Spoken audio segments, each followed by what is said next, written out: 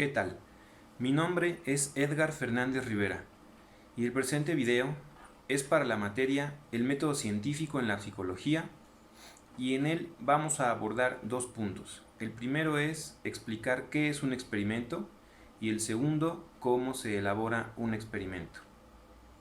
Para iniciar es necesario hacer mención que existen diversas disciplinas como son la física, la química, la psicología, la sociología, biología, y todas ellas son denominadas ciencias y tienen una característica en común. Esa característica es que todas ellas utilizan un mismo método para obtener respuestas a sus preguntas. Este método es el denominado método científico. Se cree que las ciencias deben enfocarse a problemas que pueden resolver. Estos problemas son los denominados problemas solubles, los cuales pueden atacarse mediante la observación de una manera empírica en el mundo que nos rodea, lo cual no ocurre con los problemas insolubles, los cuales son atribuidos a fenómenos sobrenaturales regularmente. Como podemos observar entonces, las ciencias utilizan el método científico para resolver problemas solubles. En la experimentación psicológica, un experimento se inicia con la formulación de un problema, que generalmente se expresa mejor a manera de pregunta. El único requisito es que sea un problema soluble, es decir, la pregunta que se genera se debe responder con los recursos que el psicólogo tenga disponibles. Posteriormente, el experimentador genera una solución tentativa al problema. A esta solución tentativa la vamos a llamar hipótesis. Después de este enunciado, el experimentador busca determinar si esa hipótesis es verdadera o falsa, y para lograr responder esta pregunta es necesario reunir datos, mismos que nos va a arrojar el experimento. Y aquí se responde nuestra primera pregunta: ¿qué es un experimento? Es una técnica dentro del método experimental que nos va a ayudar a recabar datos para que dentro de nuestra hipótesis formulada en el problema logremos saber si es verdadera o falsa. Ahora bien, para nuestro segundo punto en este video, cómo se elabora un experimento, voy a explicar una serie de pasos que deben considerarse. El primero de ellos es clasificar el experimento. En este paso es muy importante especificar título, tiempo y ubicación donde se está realizando el experimento. ¿Para qué? Así, al pasar del tiempo, el experimentador, tal vez al tener experimentos dentro de la misma área de problemas, no pueda confundir un experimento con otro.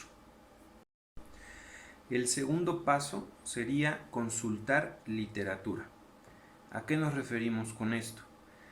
El experimentador tendrá que buscar todos aquellos temas que ya hayan sido trabajados anteriormente por otros investigadores, para así, tal vez si tenemos una noción vaga de cuál es el problema que queremos experimentar, nos pueda ayudar a focalizar un poco más el punto que queremos verificar mediante el experimento, o tal vez nos damos cuenta que ese experimento ya lo realizó alguien más, ya no sería necesario realizarlo, o el último caso nos ayudaría pues tal vez a modificar cuál es nuestra hipótesis, y tal vez nuestra idea inicial cambia completamente, pero sí es necesario consultar esa literatura que se haya generado con antelación en un problema similar al que queremos experimentar. Nuestro tercer paso es formular el problema. Debemos recordar que el experimento se realiza porque falta conocimiento sobre algo. Entonces, el enunciado de nuestro problema debe expresar esa falta de conocimiento. Debe ser conciso, de preferencia es en una sola oración y a manera de pregunta. Esto nos lleva a nuestro cuarto paso, que es formular la hipótesis. En el punto anterior se establecen de manera específica las variables. Entonces, para formular nuestra hipótesis, vamos a expresar estas variables de una manera explícita. Esta hipótesis va a ser una suposición a nuestro problema a investigar o a nuestro experimento a realizar. El quinto paso es definir las variables, mismas que ya se establecieron en nuestro problema y en nuestra hipótesis. Ahora deben definirse de una manera concreta y cómo van a operar dentro de nuestro experimento.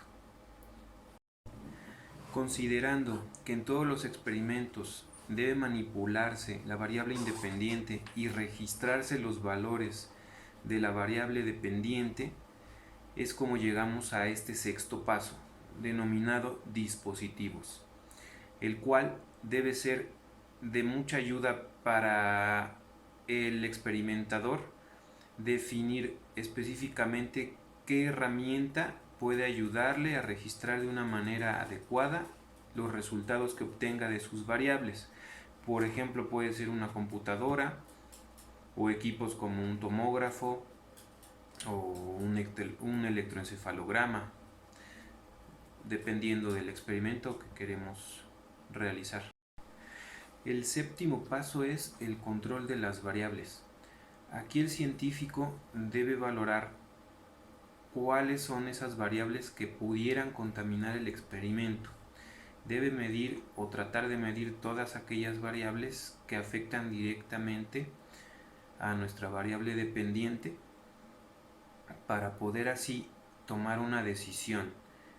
Si una variable dejará sin efecto el experimento o puede dejar la conclusión abierta al cuestionamiento, pues decidir pasarla por alto. El octavo paso consiste en seleccionar un diseño. Este puede ser de grupos, dos grupos, uno de control y uno experimental, para poder comparar los resultados, o puede ser un diseño de grupos múltiples, dependiendo del objeto de nuestro experimento. Nuestro noveno paso es el cómo vamos a seleccionar a los participantes de esos grupos. Normalmente en los experimentos de ecología lo que se va a estudiar es la conducta. Entonces aquí el científico o experimentador tiene que ser muy preciso a la hora de seleccionar a la población o universo que va a integrar esos grupos a experimentar o a investigar. Nuestro décimo paso consiste en determinar el procedimiento experimental. Aquí el científico experimentador debe también ser muy detallista en cómo va a administrar los estímulos, cómo van a registrar y a medir los resultados de las variables. Se recomienda realizar un breve ensayo si es el caso tal vez de experimentar con seres humanos, desde cómo va a llegar el experimentador, cómo va a saludar, cómo va a dar las indicaciones al grupo, hasta la despedida.